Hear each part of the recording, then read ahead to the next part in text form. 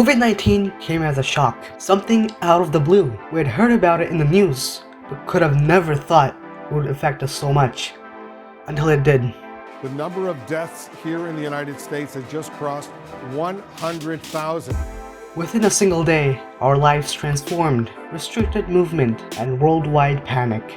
This pandemic has been a major event of the 21st century which hasn't just killed people, but transformed our lifestyles. But yet, we are still confused as to what comes next, feeling trapped within the confines of our homes. Diseases expand through a process called contagious diffusion.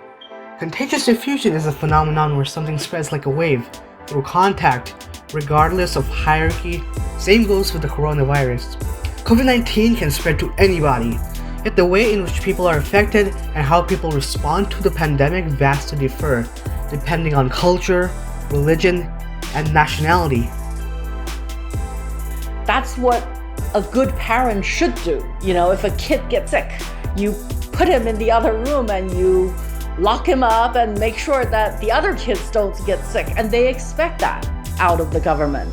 But when it is outside of China, from America, it becomes a huge issue of the right political thing to do and whether it's infringing on personal freedom. Also, medical and social infrastructure like sanitation and level of development has a big influence as well.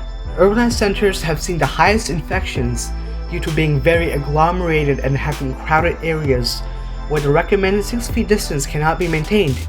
According to the gravity model, cities with bigger populations tend to have more interaction, thus prompting a higher rate of interregional migration, traveling, tourism, and flights. Megacities like New York, Paris, and Tokyo have people from all around the globe traveling in and out. In fact, the Boswash corridor has seen the highest numbers in all of the United States. On the other hand, urbanizing cities and LECs are at a bigger disadvantage due to lower levels of urbanization.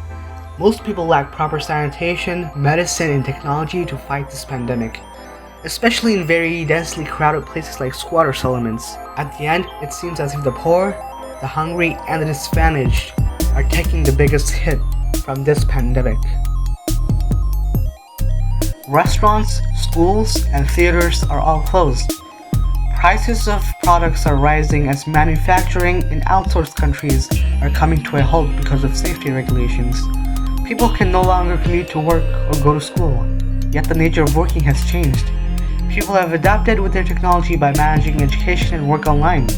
Through space-time compression, even though we might be distant, yet we can still share our ideas and get things working. This pandemic has acted as a major centripetal force among the people of every nationality and brought them together in solidarity towards people who are fighting against it.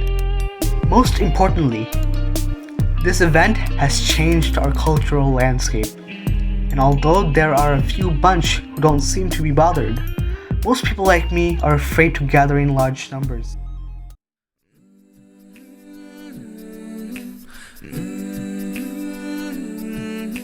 The month of Ramadan has just passed, and my family and I have spent the whole month within our homes. It is a month of great importance for Muslims, where we would normally congregate in the mosque for prayers. It would be the only time of the year when different Muslim families would come together to fast, to pray, and create a sense of community by seeking to better their relationships with God. But that was not possible this year because of the COVID-19 pandemic.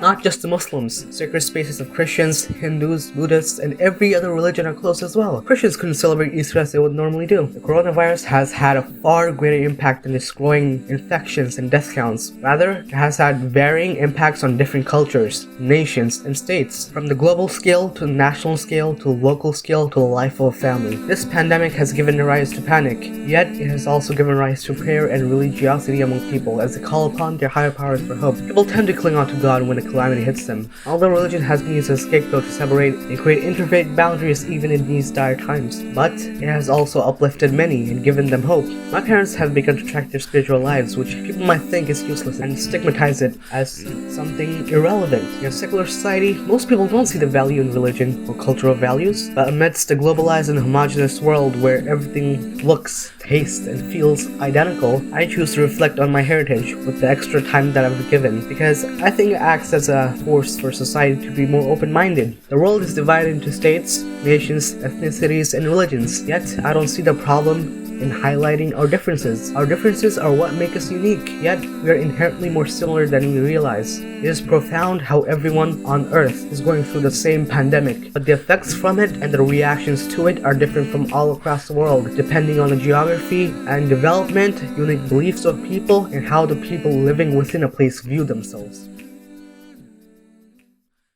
Another one. Here you go, Daddy. Here's some food for you. Oh, thank you very much. Yeah, I no appreciate problem. it. Thank you, guys. Tell them why you're giving the rose. Why? Because I'm an Eid. So, Daddy, what happens is like after 30 days of fasting for Ramadan, this is how we celebrate. It's called Eid. So it's the day of festivity for us in celebration that we just finished 30 days of fasting. So we're just spreading some love towards you as well too. You know that? No, I really do. no, Thank not at you. all. You're honoring us by taking this gift from us. Appreciate it.